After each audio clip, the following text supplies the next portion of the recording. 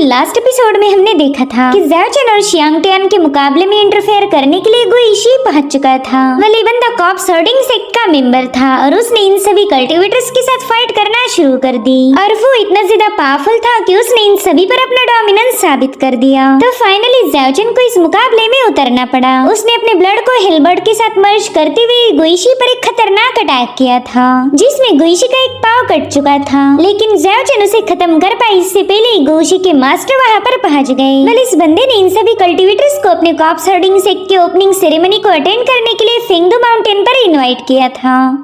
अब आगे तो इस एपिसोड की शुरुआत में हमें इंपीरियल पैलेस के सीक्रेट चेंबर का सीन दिखाया गया, जहां पर ज़्याओ चेन ओल्ड मॉन्स्टर से मिलने आया था। दरअसल वो ओल्ड मॉन्स्टर से कॉप्स हर्डिंग सेक्ट के सीक्रेट जानना चाहता है। तो ओल्ड मॉन्स्टर उससे पूछने लगे कि बताओ तुम उस सेक्ट के सीक्रेट जानकर क्या करोगे? कहीं तुम कॉप्स हर्डिंग सेक्ट के ओपनिंग सेरेमनी में कोई बवाल तो खड़ा नहीं करने वाले? जिस पर ज़्याओ चेन बताने लगा कि दरअसल मैं पूरी दुनिया की ट्रैवल करना चाहता हूँ, तो इस सफर में मैं कॉप्स हर्डिंग सेक्ट के फेंगडू माउंटेन के पास से भी गुजरने वाला हूँ। इसलिए मैंने सोचा क्यों ना उनके सीक्रेट्स के बारे में जाना जाए, ताकि अगर उन्होंने मुझ पर अटैक भी किया तो मैं पूरी तरह से तैयार रहूंगा। जिस पर ओल्ड मॉन्स्टर कहने लगा, अच्छा जी, यानी कि तुम दुनिया घूमना चाहते हो। मगर ओल्ड मॉन्स्टर को ज़्याओ चेन की बातों पर जरा भी यकीन नहीं था। वो कहते कि कल तुमने गुइशी और शियांग टियान का मुकाबला किया था। उस बैटल को मैंने काफी केयरफुली ऑब्जर्व किया था और मैंने नोटिस किया कि तुमने उसमें कई सारी नई मूव्स का इस्तेमाल किया है। पता नहीं क्यों मुझे ऐसा फील हुआ कि शियांग टियान की मूव्स के बारे में तुम्हें ऑलरेडी नॉलेज था। मुझे ऐसा लगा कि तुम ऑलरेडी किसी के साथ मिल चुके हो। खैर, मगर वो तो तुम्हारा सीक्रेट है, इसलिए मैं भी उसके बारे में ज्यादा पूछताछ नहीं करूंगा।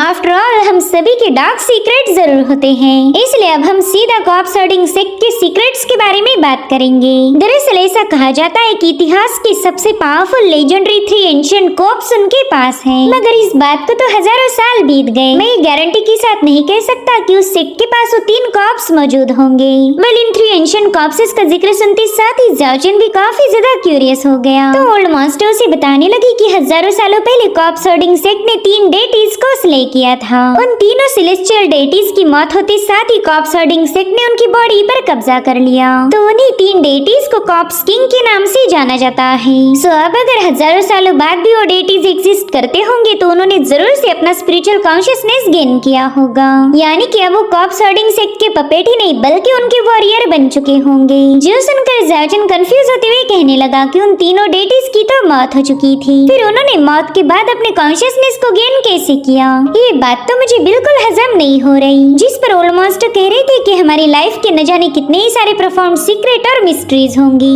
इस दुनिया में ऐसी कोई बात नहीं जो कि इम्पॉसिबल है। इसलिए मैं ये बात दावे के साथ कह सकता हूँ कि हजारों सालों बाद उन कॉप्स डेटीज ने अपनी स्पिरिचुअल कॉन्शियसनेस को गेन किया होगा। लेकिन अब कॉन्शियसनेस गेन करने के बाद वो कॉप्स डेटीज पहले जैसे गॉड बनेंगे या फिर डीमन, इसका अंदाजा लगाना थोड़ा सा मुश्किल होगा। अरे हाँ, मैं एक बात कहना तो भूल ही गया। देखो, सीक्रेट जानने के लिए तुम्हें एक पेमेंट करनी होगी। मैंने कॉप्स हर्डिंग सेक्ट का तुम्हें एक सीक्रेट बताया, तो मैं चाहता हूँ कि तुम उसकी कीमत चुकाओ। तुम तो अच्छे से ही जानते होंगे कि हमारे पैलेस में जो ट्रेजर के लिए बैटल हुई थी उसमें मैं बुरी तरह से घायल हो गया। तो मैं चाहता हूँ कि तुम अपना डिवाइन ब्लड मुझ पर थोड़ा सा छिड़क दो, ज्यादा नहीं, बस आधी कटोरी। इतना तो तुम इस बुढ़े के लिए कर ही सकते हो। जो सुनते साथ ही ज़्याओ चेन ने ओल्ड मास्टर को दिल ही दिल में गालियां देना शुरू कर दी। वो कह रहा था कि बुढ़ा तो एक नंबर का कमीना है, ये फ्री में कभी कोई काम नहीं करता। और अब हमें कुछ दिनों बाद की कहानी दिखाई गई, जहाँ पर ज़्याओ चेन फेंगडू माउंटेन की रेंज में मौजूद एक आउटर सिटी में पहुंच चुका था, जहाँ पर 2 कल्टिवेटर्स आपस में ही बात कर रहे थे। उसमें से एक बंदा कहता है कि पता नहीं क्यों हमारे फेंगडू माउंटेन के इलाकों को हॉन्टेड कहा जाता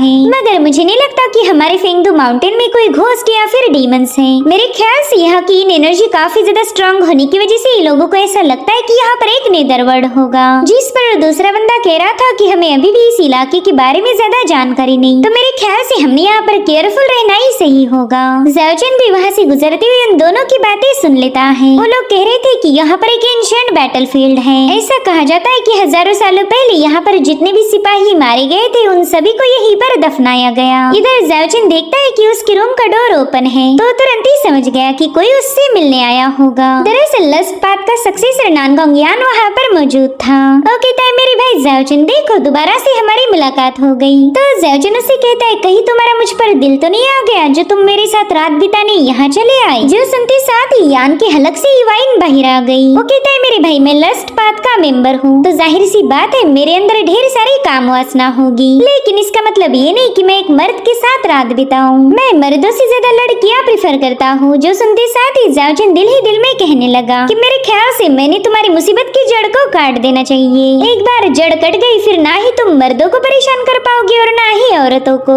और फिर ज़ाओजिन मुद्दे पर आते हुए पूछने लगा कि बताओ तुम्हारा यहाँ पर आना कैसे हुआ। जिस पर यान कहता है कि मैं चाहता हूँ मेंकेजिन को कैप्चर करने में तुम हमारी मदद करो। सो अब इसी डील के बारे में डिस्कस करने के लिए ये लोग बैम्बू ग्रोव में पहुँच गए, जहाँ पर फेरिशियन बड़ी रोमांटिक अंदाज में ग्यूकिन प्ले करते हुए ज़ाओजिन को लुभाने की कोशिश कर रही थी, मगर ज़ाओजिन बिल्कुल भी उसकी चार्मिंग टेक्निक में नहीं फंसता।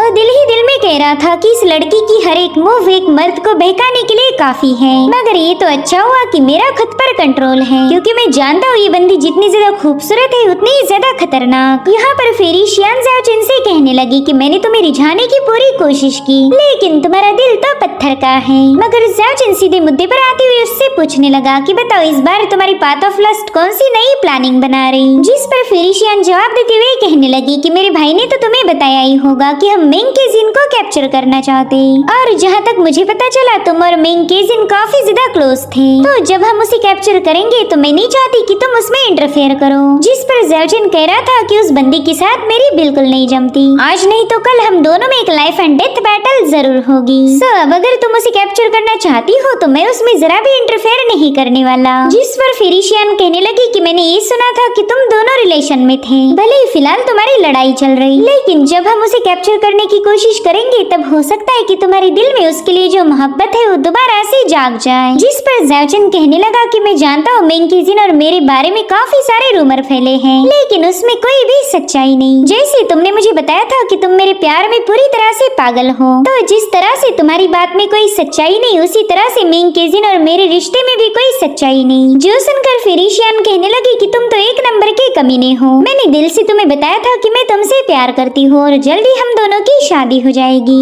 तभी यान कहता है शियान ये फालतू की बातें छोड़कर सीधा मुद्दे पर आ जाओ। तो फेरिशियन ज़ाओजिन को बताने लगी कि मेंकेजिन काफी ज्यादा शातिर है। उसने डोंगचू किंगडम में कई सारे जाल बिछाकर हमारे लस्ट पाथ का ढेर सारा नुकसान कर दिया, और यही वजह है कि हम उससे बदला लेना चाहते। जो सुनकर ज़ाओजिन दिल ही दिल में कहने लगा कि ये दोनों भाई बहन किसी डीमन से भी ज्यादा भयानक हैं। अगर ये बोल रहे कि मेंकेजिन की वजह से इनका लॉस हुआ है तो जरूर से मेंकेजिन ने इन्हें काफी ज्यादा तंग किया होगा। इसलिए वो इन दोनों से कहने लगा कि मेरे ख्याल से तुमने ऑलरेडी अपने प्लान्स बना लिए होंगे, तो बताओ फिर मुझे यहाँ पर इनवाइट करने का क्या मकसद था। तो यान कहता है मेरे भाई तुम बिना मतलब के तो यहाँ पर नहीं आओगे। वहीं पर फेरिशियन उससे कह रही थी कि हम दोनों भाई बहन मिलकर मेंकेजिन को हरा सकते हैं, लेकिन तुम्हें पता ही होगा कि मेंकेजिन के पास जेड लोटस प्लेटफॉर्म है, तो जैसे ही हम उस पर हमला करेंगे वो बंदी अपने प्लेटफॉर्म पर सवार होकर वहाँ से भाग जाएगी। जिसके बाद ज़ाओजिन को सीडीज करते हुए कहने लगी कि एक बार अगर वो वहाँ से भागी तो फिर हम उसे कैप्चर नहीं कर सकते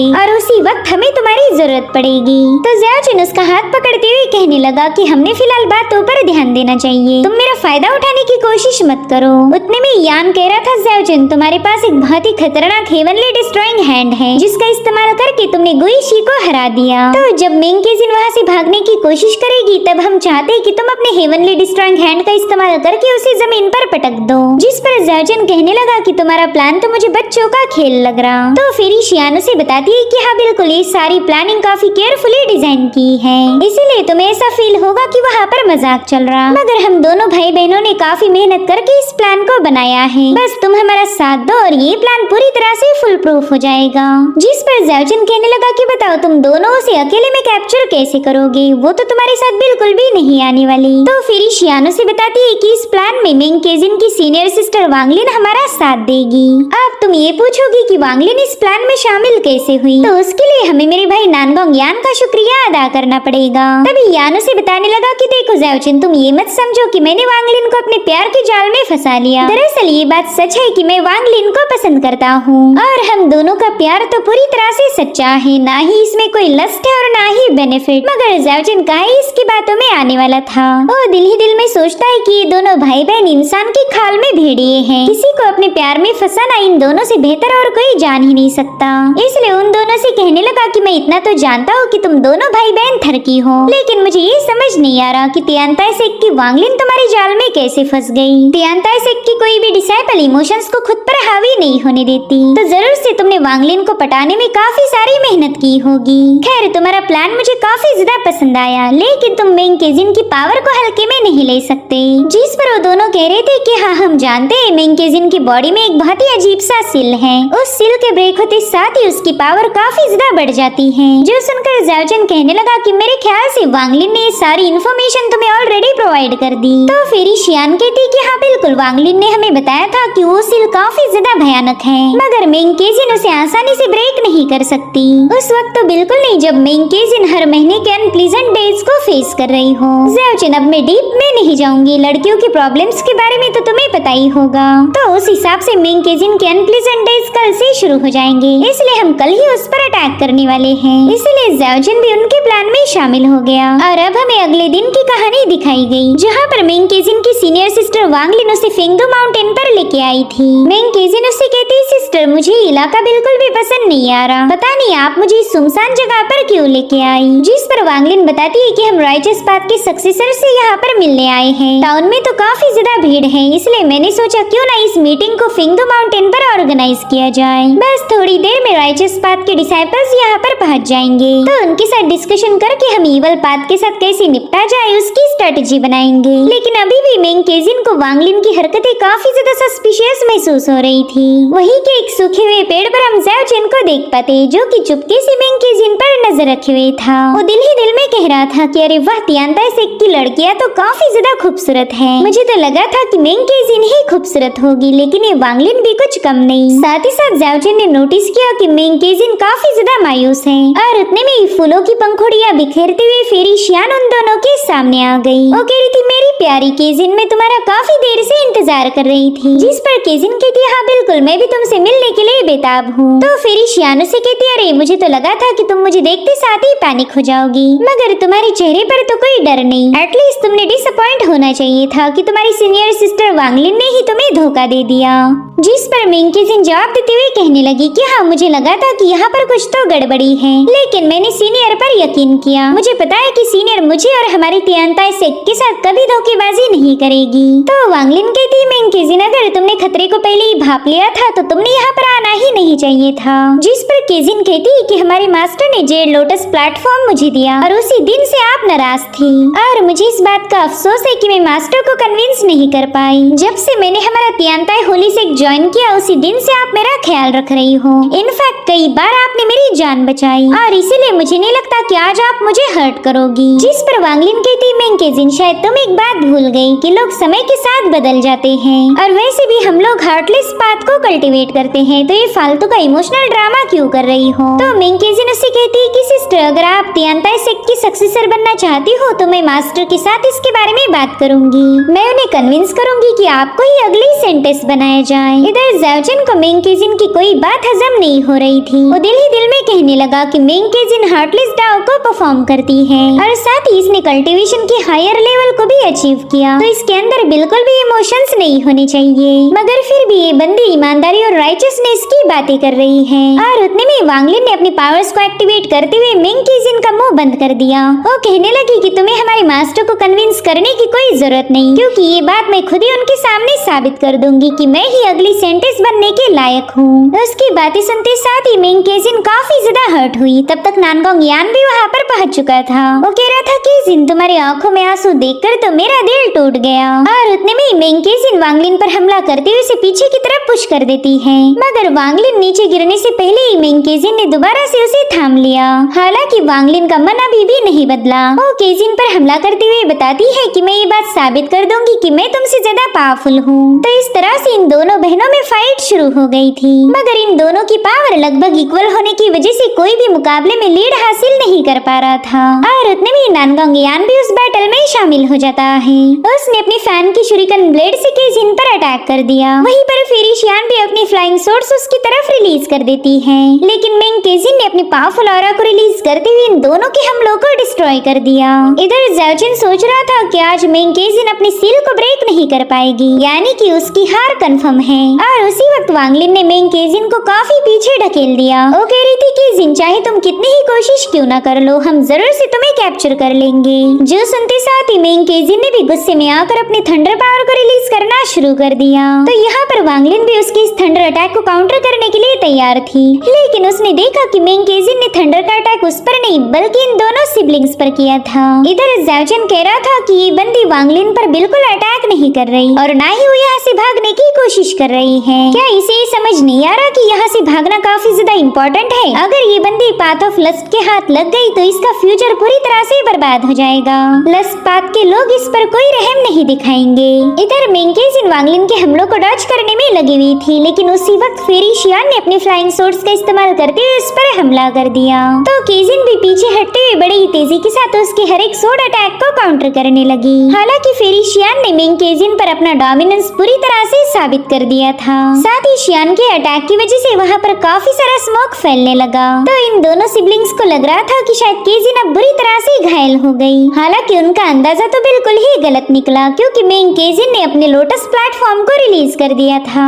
उस प्लेटफॉर्म में कई सारी गोल्डन मून ब्लेड थी, तो उसी का इस्तेमाल करते हुए मेंग केजिन ने इन दोनों पर हमले करना शुरू कर दिए। इन मून ब्लेड्स के हमले काफी ज्यादा भयानक थे, तो इन दोनों ने जैसे तैसे उन्हें डिस्ट्रॉय करना स्टार्ट कर दिया। ये लोग यहाँ से वहाँ मूव होते हुए जैसे तैसे उन ब्लेड अटैक से खुद को बचाने लगे। हालांकि केजिन की मून ब्लेड के अटैक तो रुकने का नाम ही नहीं लेते, इसलिए इन दोनों ने मिलकर वहाँ पर एक पावरफुल शील्ड फॉर्म कर ली, जो कि मेंग केजिन के मुसलसल हमलों को रोकने लगी। मगर वो शील्ड भी ब्रेक हो जाती और जिसके चलते वहाँ पर एक जोरदार एक्सप्लोजन हो गया। केजिन को लग रहा था कि वो दोनों सिबलिंग्स वहाँ से भाग चुके हैं, इसलिए वो वांगलिन से कहने लगी कि तुम मेरे साथ वापस चलो। मगर उसी वक्त शियान और यान केजिन पर अटैक करने के लिए उसके काफी करीब पहुंच गए। उन्हें देखकर तो केजिन काफी ज्यादा पैनिक हो गई, इसलिए वो फटाफट से अपने पाम अटैक का इस्तेमाल करते हुए इन दोनों के हमलों को काउंटर करने लगी। मगर वांगलिन ने इसी मौके का फायदा उठाया। वो केजिन को बिजी देखकर फटाफट से जाकर उस पर अटैक कर देती है। तो इस तरह से केजिन पर तीनों साइड से हमले हुए थे, जिसके चलते वो बुरी तरह से घायल होकर जमीन पर पटक गई। मगर इतना घायल होने के बावजूद भी वो वांगलिन को सीनियर सिस्टर कह के बुला रही थी, मगर वांगलिन उस पर कोई रहम नहीं दिखाती। उसने तो अपनी फ्लाइंग स्वॉर्ड सीधे केजिन की तरफ पास कर दी।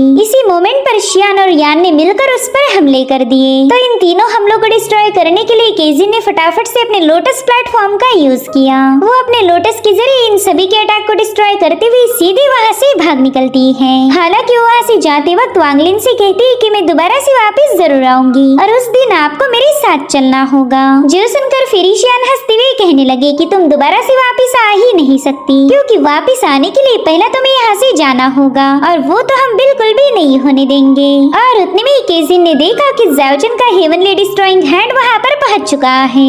इस हाथ को देखते साथ ही केजिन तो काफी ज्यादा पैनिक हो जाती है, क्योंकि उसे पता था कि ये डिस्ट्रॉइंग हैंड इतना ज्यादा पावरफुल है कि वो बिल्कुल भी इसे रोक नहीं पाएगी। और फिर ज़ाओजिन के हेवनली डिस्ट्रॉइंग हैंड ने केजिन को बड़ी ही बेरहमी से नीचे पटक दिया। साथ ही साथ ज़ाओजिन भी उसके सामने आ गया। तो इस तरह से मेंग केजिन को इन चारों बंदों ने घेर लिया था। फेरिशियान उससे पूछती कि बताओ मेरी जान, क्या तुम हमारे सामने सबमिट करने के लिए तैयार हो? तभी मेंग केजिन उससे कहती कि मुझे जल्दी से खत्म करो। मैं तुम्हारे हाथों मरना पसंद करूंगी, लेकिन जलील होना बिल्कुल नहीं। इनफैक्ट तुम खुद उस लायक नहीं कि मुझे जलील कर पाओ। यहाँ पर ज़ाओजिन को केजिन का बर्ताव काफी ज्यादा अजीब लग रहा था। वो सोच रहा था कि ये बंदी एक नंबर की शातिर है, फिर इतनी आसानी से इनके सामने हार कैसे मान गई। इसने अपनी चालबाजी से मुझे भी न जाने कितने ही बार उल्लू बनाया है, या फिर ये सब इसलिए कर रही है ताकि मुझे गिल्टी फील हो। वहीं पर नानगोंग यान ज़ाओजिन से कहने लगा कि मेरे भाई तुम्हारा बहुत बहुत शुक्रिया, तुम्हारे बिना तो इस बंदी को कैप्चर करना बिल्कुल ही इम्पॉसिबल था।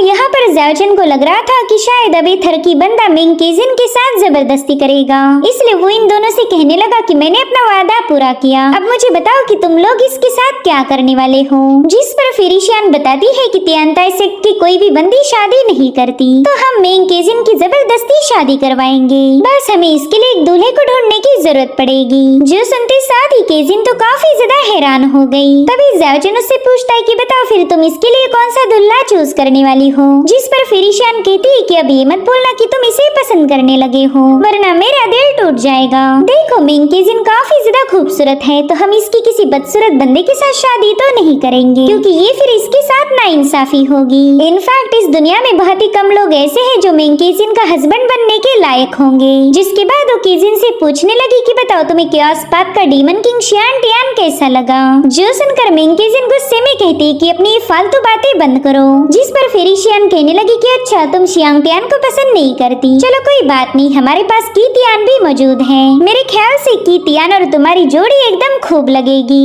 लेकिन इस बात की पॉसिबिलिटी भी है कि तुम अपने ही शौहर को आगे चलकर खत्म कर दो। जो सुनकर नानगोंग कह रहा था कि क्यों ना इस भारी जिम्मेदारी को मैं उठाऊं। अब ये सुनते साथ ही वांगलिन उस पर गुस्सा हो गई, क्योंकि यान ने ऑलरेडी वांगलिन को अपनी गर्लफ्रेंड बनाया है। तो यान फटाफट से उसे बताने लगा कि मैं इसके साथ शादी नहीं करने वाला, बल्कि मैं तो इसके लिए दूल्हा ढूंढने वाला हूँ। मेरे ख्याल से राइचस पाथ का वांगू ही इसके लिए सही ऑप्शन रहेगा। लेकिन फेरिशियान को बंदा पसंद नहीं आया। वो कह रही थी कि हमें एक स्ट्रॉन्ग कैरेक्टर वाले दूल्हे को ढूंढना होगा। मुझे ऐसा लगता है कि शाओलिन टेम्पल का मॉन्क जुआन इसके लिए एकदम सही रहेगा। वैसे भी मॉन्क्स को शादी करना अलाउड नहीं होता, तो हम जबरदस्ती उसकी शादी करवा देंगे। और मुझे पूरा यकीन है कि फर्स्ट नाइट के बाद वो जरूर से हमें शुक्रिया बोलेगा। एक मॉन्क और सेंटेस की जोड़ी देखकर पूरा राइचस वर्ल्ड इनका मजाक उड़ाएगा। वेल दोनों सिबलिंग्स मेन केजिन के काफी ज्यादा मजे ले रहे थे। जिसके बाद फेरिशियान उसे जंजीरों में बांध लेती है। साथ ही वो अपने भाई से कह रही थी कि अब हमें जल्दी से दूल्हे को ढूंढना होगा।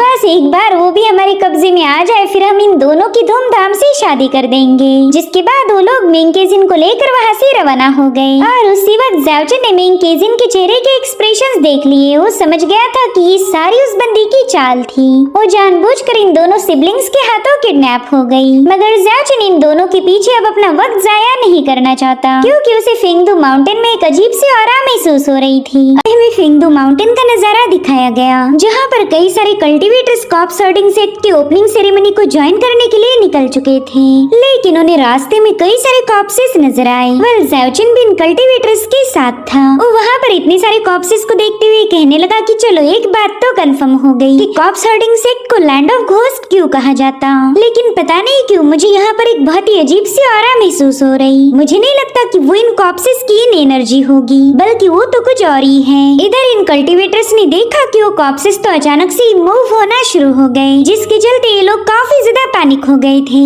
और अब वन बाय वन मानो उन सभी कॉप्सेस में जान आ गई। वो अपनी बहुत ही भयानक इन एनर्जी को रिलीज करते हुए इन कल्टीवेटर्स की तरफ आगे बढ़ने लगे। ये सब देखकर इन सभी लोगों के पसीने छूट जाते हैं। इनको फील हो रहा था कि शायद कॉप्स हर्डिंग सेट ओपनिंग सेरेमनी के नाम पर हमें ही सैक्रिफाइस कर देगा। और अब उन सभी कॉप्सेस ने मिलकर इन्हें चारों ओर से घेर लिया। हालांकि ज़ाओजिन समझ गया कि ये कॉप्सेस तो बस उन्हें डराने की कोशिश कर रहे हैं।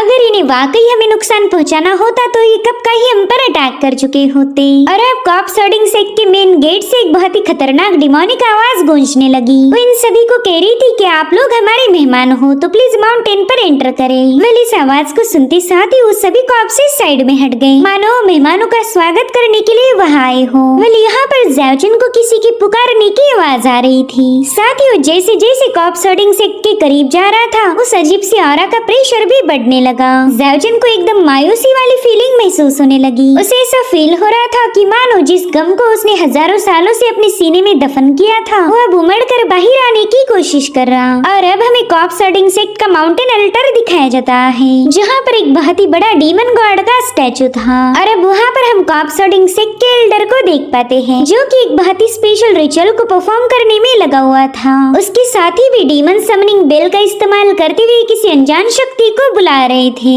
इधर ज़ाओजिन को दोबारा से उसी दूसरी बंदी की आवाज आई। वो कह रही थी कि मुझे और खून चाहिए। तो ज़ाओजिन सोचता है कि वैसे भी कॉप्स हर्डिंग सेक्ट की ओपनिंग सेरेमनी में सभी लोगों का ध्यान होगा, तो क्यों ना मैं इसी मौके का फायदा उठाकर इनके बैक माउंटेन को चेक करूं। इधर ये सारे मेहमान कॉप्स हर्डिंग सेक्ट के मेन हॉल में पहुंच चुके थे। वहाँ के सिंहासन पर गुइन नाम का बंदा बैठा हुआ था। वो अपने साथी शीशान को हुक्म देता है कि जाकर मेहमानों का स्वागत करो। तो शीशान आगे बढ़ते हुए कहने लगा कि मैं आज यहाँ आए हुए हर एक हीरो और वॉरियर का स्वागत करता हूँ। हमारी ओपनिंग सेरेमनी को ज्वाइन करने के लिए आप सभी का तहे दिल से शुक्रिया।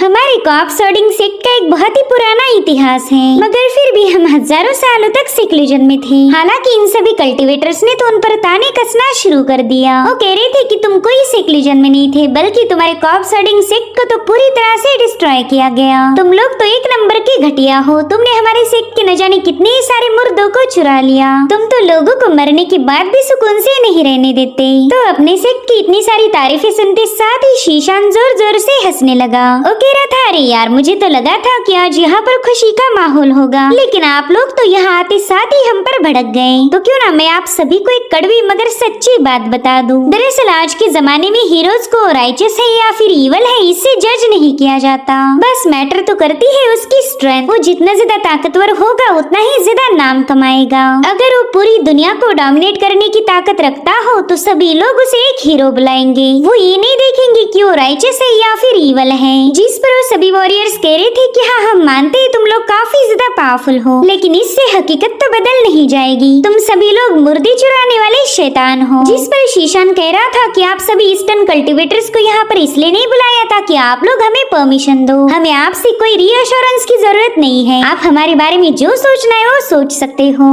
बल्कि आज तो यहाँ पर हम अपनी पावर्स का शो ऑफ करेंगे, ताकि दुनिया को पता चले कि कॉप्स हर्डिंग सेक्ट दोबारा से वापस आ चुका है। और इतना कहते साथ ही शीशान ने वहाँ पर किसी को समन किया। उस पर्सन के वहाँ आने से पहले वो सारा इलाका शेक हो रहा था, जो देखते साथ ही सभी कल्टीवेटर्स पैनिक हो गए। और अब उनके सामने इवल और डार्क एनर्जी का एक बहुत बड़ा टोर्नेडो फॉर्म हो गया। और फिर उस टोर्नेडो से 2 एंजल कॉप्सेस बाहर आ गए। उन्होंने तो यहाँ आते साथ ही अपनी सेपरेशन फोर्स को रिलीज करना शुरू कर दिया, जो देखते साथ ही कल्टीवेटर्स काफी ज्यादा हैरान थे। और इन्हें सबसे बड़ा झटका तो तब लगा जब इन्हें पता चला कि इन एंजल में से एक 4 विंग वाला एंजल है, यानी कि काफी ज्यादा पावरफुल था। वहीं पर गुयन भी अपनी जगह से उठते हुए कहने लगा कि अगर आप लोग हमारे कॉप्स हर्डिंग सेक्ट की पावर्स को मानना नहीं चाहते तो क्यों ना आप हमें चैलेंज करो। वैसे भी हमने चैलेंजर टूर्नामेंट को ऑर्गेनाइज किया था, तो क्यों ना आप उसमें शामिल होकर अपनी बहादुरी का परचम लहरा दो। वैसे सच बताओ तो हमारे ये दोनों एंजल कॉप्सेस बिल्कुल भी पावरफुल नहीं है, तो मुझे नहीं लगता कि आपको इस मुकाबले में जीत हासिल करने में कोई दिक्कत होगी। लेकिन वो सभी लोग जानते थे कि ये कॉप्स एंजल काफी ज्यादा पावरफुल है। और उतने में एक मास्क वाला बंदा गुई उनको बताने लगा कि ज़ाओजिन पहले इसी ग्रुप में शामिल था, लेकिन वो अचानक से गायब हो गया। इनफैक्ट हमने उसे ढूंढने की काफी कोशिश की, लेकिन कहीं पर भी उसका ट्रेस नहीं मिल रहा। वहीं दूसरी तरफ हम ज़ाओजिन को देख पाते, जो कि कॉप्स हर्डिंग सेक्ट के बैक माउंटेन में चुका था। यहाँ पर ज़ाओजिन ने नोटिस किया उस डिमोनिक अल्टर को। वो काफी ज्यादा कंफ्यूज था कि आखिर कॉप्स हर्डिंग सेक्ट के एल्डर्स यहाँ पर जमा क्यों हो गए। जरूर से ये लोग कुछ बड़ा प्लान कर रहे होंगे, तो मुझे यहीं पर रुककर इनकी हर एक हरकत को नोटिस करना होगा। इसलिए ज़ाओजिन चुपके से उनके इस रिचुअल को विटनेस करने लगा। इधर इन एल्डर्स ने वहाँ पर कुछ डिसाइपल्स को भी ट्रैप किया हुआ था। इसका सीधा मतलब ये है कि इस रिचुअल को पूरा करने के लिए ये लोग उन डिसाइपल्स को सैक्रिफाइस करेंगे। मगर ज़ाओजिन को कुछ भी समझ नहीं आ रहा था।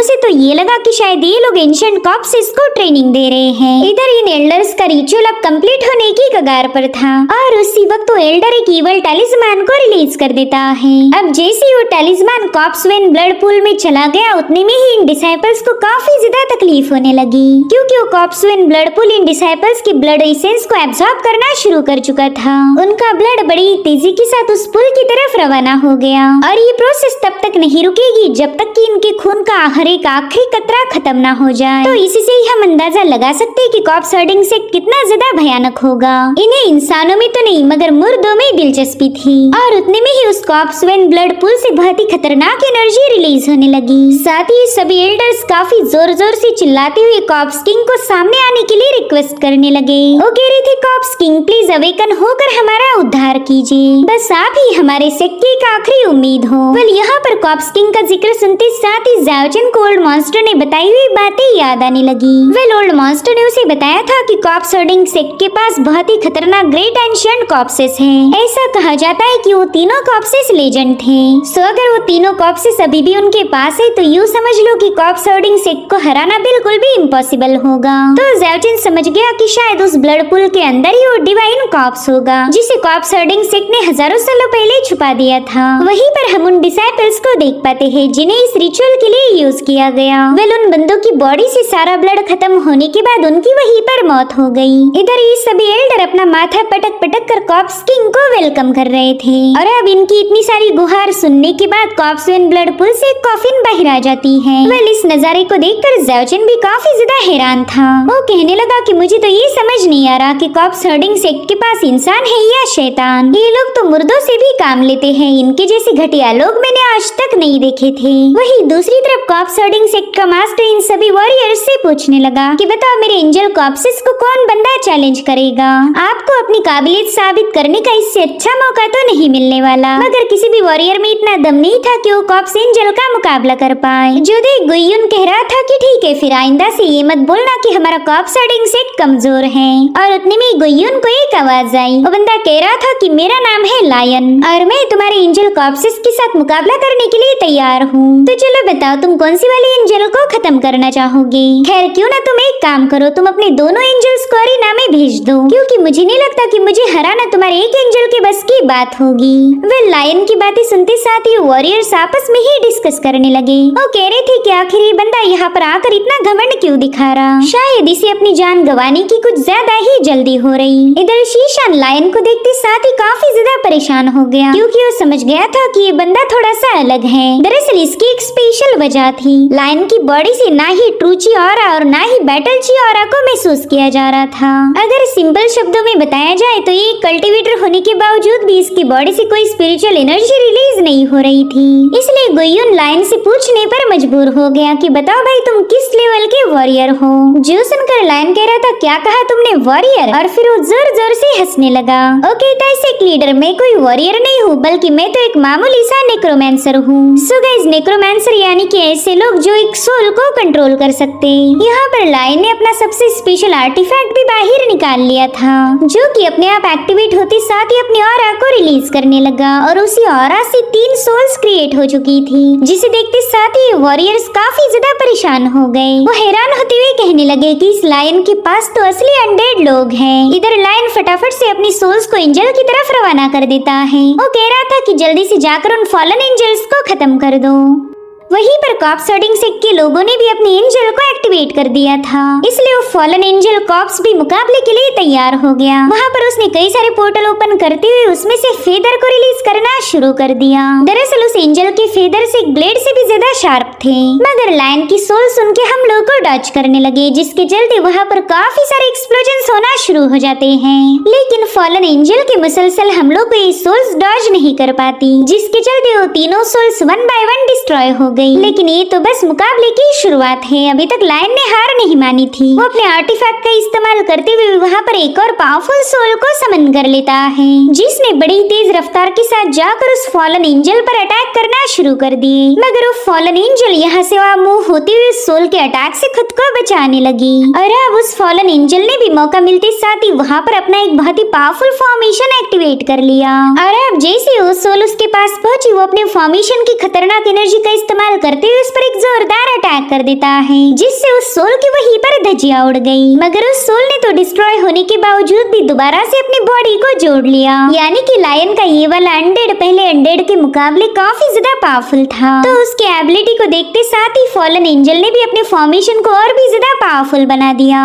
और अब उस फॉलन एंजल ने सीधे जाकर अपने फॉर्मेशन को सोल पर पटक दिया। वेल यहाँ पर वो अनडेड सोल अपनी पूरी ताकत लगाते हुए इस फॉर्मेशन का मुकाबला कर रही थी, लेकिन बस कुछ ही पलों में वो पूरी तरह से डिस्ट्रॉय हो गई। जो देख कॉप्स हर्डिंग सेक्ट का मास्टर काफी ज्यादा खुश हो गया। वो लायन से कहता है कि चलो ये बात तो साबित हो गई कि तुम बस बड़ी बड़ी बातें फेंकने में माहिर हो। अगर सच बताओ तो एक सेकंड के लिए मुझे भी लगा था कि तुम काफी ज्यादा स्पेशल होंगे, लेकिन वो सब तो बस तुम्हारा एक ब्लफ था। जो सुनते साथ ही लायन जोर जोर से हंसने लगा। वो कह रहा था सेक्ट मास्टर अगर देखा जाए तो हम लोग एक ही फैमिली से बिलोंग करते हैं। आप लोग कॉप्सेस पर स्टडी करते हो और हम लोग सोल पर। तो हमारे सेक्ट की टीचिंग और प्रिंसिपल्स में ज्यादा फर्क तो नहीं होगा। लेकिन सच बताओ तो हम लोग मरने के बाद उस सोल पर कब्जा करते हैं और आप जिंदा लोगों को मारकर उनकी बॉडी को कॉप्स बनाते हो, और इसी वजह से मैं तुम्हारे कॉप्स हर्डिंग सेक्ट की जरा भी रिस्पेक्ट नहीं करता। मैंने तो यहाँ तक भी सुना है कि आपके पास इस दुनिया के सबसे खतरनाक 3 लेजेंडरी कॉप्सेस थे,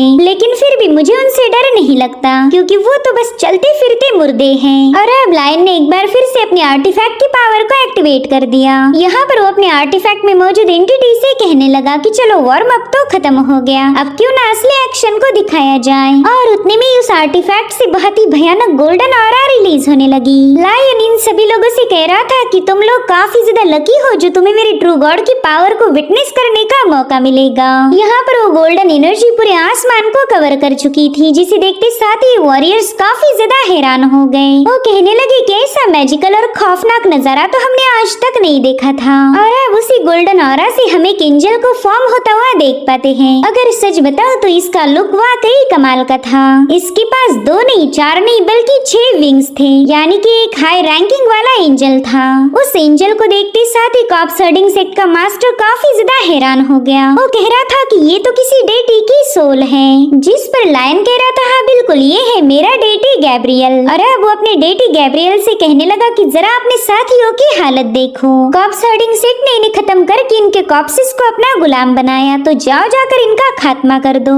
जो सुनते साथ ही वो डेटी अपनी पावरफुल एनर्जी फ्लक्चुएशंस रिलीज करते हुए इस फॉलन एंजल के पास पहुंच गया। वेल डेटी ने रिलीज किए हुए पहले स्लैश को तो फॉलन एंजल डॉज कर देता है, लेकिन डेटी ने एक बार फिर से उस पर हमला कर दिया, जिससे वो फॉलन एंजल घायल होकर पीछे की तरफ पुश हो जाता है। और अब यहाँ पर उस डेटी ने अपनी भयानक गोल्डन एनर्जी को रिलीज कर दिया, जो कि सीधे जाकर उस फॉलन एंजल की बॉडी में समा चुकी थी। दरअसल लायन भी इन फॉलन एंजल पर कब्जा करना चाहता था, और इसी वजह से उस फॉलन एंजल की बॉडी से बहुत ही खतरनाक ऑरा रिलीज होने लगी। पहले की डार्क एनर्जी अब एक डिवाइन एनर्जी में बदल चुकी थी। वेल इस स्पेशल टेक्निक को कहा जाता है नेक्रोमैंसिक पोजीशन, जो देखकर ही गुयुन काफी ज्यादा भड़क गया। वो कह रहा था कि यहाँ पर ये लड़का हमें चैलेंज करने नहीं आया, बल्कि ये तो हमारे फॉलन एंजल के कॉप्स को क्लेम करने आया है। जो सुनते साथ ही शीशान ने भी पैनिक होते हुए अपने दूसरे फॉलन एंजल को अपने पहले एंजल की मदद करने भिजवा दिया। वेल ये लोग किसी भी कीमत पर इन कॉप्सेस को खोना नहीं चाहते थे। हालांकि उस फॉलन एंजल को वहाँ आने में काफी ज्यादा देर हो गई, क्योंकि तब तक तो उसका साथी पूरी तरह से पजेस हो चुका था, जिसके चलते उसने अपने ही साथी पर हमला कर दिया। वेल ये सब देखकर ही वहाँ के वॉरियर्स को काफी ज्यादा मजा आने लगा, और लोग कह रहे थे वाह ये पोजीशन टेक्निक तो वाकई गजब की थी। कॉप्स हर्डिंग सेक्ट तो अपनी ही ओपनिंग सेरेमनी में हार गया। ये सब देखकर ही कॉप्स हर्डिंग सेक्ट का मास्टर भी काफी ज्यादा गुस्सा हो गया। वो कहने लगा कि खैर कोई नहीं, पहली हार हमें मंजूर है, लेकिन सेकंड टाइम के लिए मैं पूरी तरह से तैयार हूँ, अब हमें कोई हरा नहीं पाएगा। जो सुनते साथ ही शीशान भी एक्साइटेड होकर अपने मास्टर से पूछने लगा कि क्या हम वाकई इस डेटी से निपट सकते हैं। वैसे देखा जाए तो ये एक डिवाइन सोल है, तो इससे निपटने के लिए हमें सबसे पावरफुल कॉप्स की जरूरत पड़ेगी। जिस पर सेक्ट मास्टर कह रहा था कि हमने ओपनिंग सेरेमनी के दिन चैलेंजर टूर्नामेंट को इसलिए ऑर्गेनाइज किया था ताकि हम इस कल्टीवेशन की दुनिया को अपनी पावर दिखा सके, मगर पहले दिन से ही हमारी इज्जत का कचरा होता जा रहा। गुइशी ने ईस्टर्न डोंगचू में जाकर हमारी इज्जत की धज्जियां उड़ा दी, और आज भी हम अपने ही सेक्ट में पहला राउंड हार चुके हैं, इसलिए सेकंड राउंड को हमें कुछ भी करके जीतना ही होगा। मैंने तो ठान लिया है कि हम सेकंड राउंड में बिल्कुल हार नहीं मानेंगे, चाहे फिर उसके लिए हमें किसी भी हद तक क्यों न जाना पड़ जाए। वेल यहाँ पर गुइशी भी काफी ज्यादा गुस्से में था। ज़ाओजिन ने उसका पाँव काटकर उसे सबके सामने जलील जो किया है। वहीं पर सेक्ट मास्टर कहने लगा कि आज हमें कुछ भी करके अपनी क्रशिंग एबिलिटीज को साबित करना होगा, तभी तो हम इस कल्टीवेशन की दुनिया में सिर उठाकर जी पाएंगे। इसलिए अब फाइनली कॉप्स हर्डिंग सेक्ट का मास्टर भी अपने डिमोनिक बेल को रिंग करते हुए कॉप्स किंग को समन करने लगा। वेल कॉप्स किंग के अलावा इनके पास अपनी इज्जत बचाने का और कोई रास्ता नहीं था। वेल ये सभी मास्टर्स अपने डिमोनिक बेल को रिंग करते हुए काफी अजीब तरीके से डांस कर रहे थे, जो कि कॉप्स को समन करने का बड़ा ही अजीब सा तरीका था, और उनके ऐसा करते साथ ही उस जगह पर काफी स्ट्रॉन्ग एनर्जी फ्लक्चुएशंस रिलीज होने लगे। अब उस ईवल ऑरा को देखते साथ ही कल्टीवेटर कल्टिवेटर्स और भी ज्यादा पैनिक हो गए। वो अंदाजा भी नहीं लगा पा रहे थे कि कॉप्स हर्डिंग सेक्ट का कॉप्स किंग कितना ज्यादा पावरफुल होगा। वहीं पर सेक्ट मास्टर ने रिलीज की हुई सारी एनर्जी फ्लक्चुएशन अल्टर तक पहुंच गई। वेल इस सेक्ट का हर एक बंदा अपने कॉप्स किंग का वेलकम करने के लिए तैयार था। साथ ही साथ वहाँ मौजूद सारी इवल एनर्जी उस कॉफिन के अंदर समाने लगी। ये सब देखकर ज़ाओजिन के तो होश ही उड़ गए। इतना ही नहीं, उस कॉफिन से भी अब बहुत ही खतरनाक इवल एनर्जी रिलीज होने लगी, जो देखते साथ ही ज़ाओजिन कहता है कि शायद अब कॉप्स किंग बाहर आने के लिए तैयार है। वहाँ का माहौल काफी ज्यादा भयानक हो गया। साथ ही ज़ाओजिन ने नोटिस किया कि कॉप्स किंग कोई मेल नहीं बल्कि एक लड़की थी। इतना ही नहीं, ज़ाओजिन की आंखों से अचानक से ही आंसू बहने लगे। उसे ऐसा महसूस हो रहा था कि वो इस बंदी से डीपली कनेक्टेड है। इनफैक्ट ज़ाओजिन को खुद समझ नहीं आ रहा था कि उसे ये लड़की जानी पहचानी क्यों लग रही। और अब ज़ाओजिन के दिल की धड़कनें काफी ज्यादा तेज हो गई। साथ ही साथ उसे पुरानी बातें याद आ रही थी। एक बार यूजिन ने उससे कहा था कि पता नहीं तुम हर रोज मुझे फॉलो क्यों करते हो। और फिर कुछ ही दिनों के बाद ज़ाओजिन और यूजिन एक दूसरे के प्यार में पागल हो गए। मगर किस्मत ने इन दोनों को हमेशा के लिए अलग कर इन पे बहुत बड़ा कहर ढाया था। वेल यहाँ पर ज़ाओजिन काफी ज्यादा इमोशनल होते हुए कहने लगा कि ना ये तो हो ही नहीं सकता। और अचानक से वो कॉफिन बड़ी तेजी के साथ कॉप्स हर्डिंग सेक्ट के मेन हॉल की तरफ रवाना हो गई। इसलिए ज़ाओजिन भी बिना वक्त जाया करे उस कॉफिन को फॉलो करने लगता है। उसके लिए इस कॉप्स किंग का चेहरा देखना काफी ज्यादा इम्पोर्टेंट हो गया। और अब हमें कॉप्स हर्डिंग सेक्ट के मेन हॉल का सीन दिखाया जाता है। आसमान पूरी तरह से लाल हो गया था। इनफैक्ट चांद भी क्रिम्सन रेड में बदल गया और अब वहाँ की जमीन पर फूल खिलना शुरू हो जाते हैं। साथ ही साथ आसमान में बहुत बड़ा तूफान उमड़ उठा और अब उस टोर्नेडो को चीरते हुए रेड कलर की कॉफिन उनके सामने अपीयर हो गई। कॉप्स हर्डिंग सेक्ट का मास्टर तो जोर जोर से हंसते हुए कहने लगा कि फाइनली हमारे कॉप्स किंग अपीयर हो गए। मैं अपने सभी मेहमानों से रिक्वेस्ट करूंगा कि हमारे इस कॉप्स किंग को गौर से देखो। काश ऐसा मौका तुम लोगों को दोबारा कभी ना मिल पाए। सब लोग स्वागत करो हमारे स्पिरिट कॉप्स किंग का। वेल वहाँ के बदलते हुए नजारे को देखकर ये सभी कल्टिवेटर्स काफी ज्यादा पैनिक हो गए। इसी दरमियान ज़ाओजिन भी वहाँ पर पहुँच चुका था। देखते ही देखते उस कॉफिन से ढेर सारी रेड कलर की पेटल्स रिलीज होने लगी। ऐसा लग रहा था कि मानो वहाँ पर क्रिम्सन फ्लावर्स की बहार आई हो। और अब वो कॉफिन धीरे धीरे करते हुए ओपन होने लगी। ज़ाओजिन तो इस लड़की का फेस देखने के लिए काफी ज्यादा बेताब था। और अब उस कॉफिन से कॉप स्पिरिट किंग बाहर आ गई। उसने जैसे ही अपने कदम आगे बढ़ाए उसके पाँव के नीचे फूल खिलने लगे। और अब उस लड़की को देखते साथ ही ज़ाओजिन के दिल की धड़कनें मानो रुक सी गई, क्योंकि ये बंदी कोई और नहीं बल्कि उसके पास लाइफ की लवर यूजिन है, जो कि अब यूजिन ना होकर कॉप्स हर्डिंग सेक्ट की एक स्पिरिट कॉप्स किंग थी। और ये कल्टीवेशन की छठी राउंड के पिक पर पहुंच चुकी है। और ये कल्टीवेशन की इस हायर लेवल पर इसलिए जा पाई क्योंकि कॉप्स हर्डिंग सेक्ट ने इसके लिए 60,000 लोगों की बलि दी थी। जीनियस, टैलेंटेड और पावरफुल बंदों का ब्लड एसेंस एब्जॉर्ब करने के बाद ही बंदी इतनी ज्यादा पावरफुल बन पाई। यहाँ पर ज़ाओजिन को यूजिन ने कही हुई बातें याद आने लगी। जब ज़ाओजिन को बचाने की कोशिश में यूजिन घायल हुई थी, तब मरने से पहले उसने ज़ाओजिन से वादा लिया था कि प्लीज कभी मुझे मत भूलना, तुम मुझे अपनी यादों में हमेशा जिंदा रखोगे। सो आज ज़ाओजिन का अतीत उसके सामने आकर खड़ा हो गया। अब यूजिन अपनी मोहब्बत को पहचान पाएगी या नहीं, ये तो वक्त बताएगा। और इसी के साथ एपिसोड यहीं पर एंड हो जाता है। Thank you so much for watching. Bye bye, take care.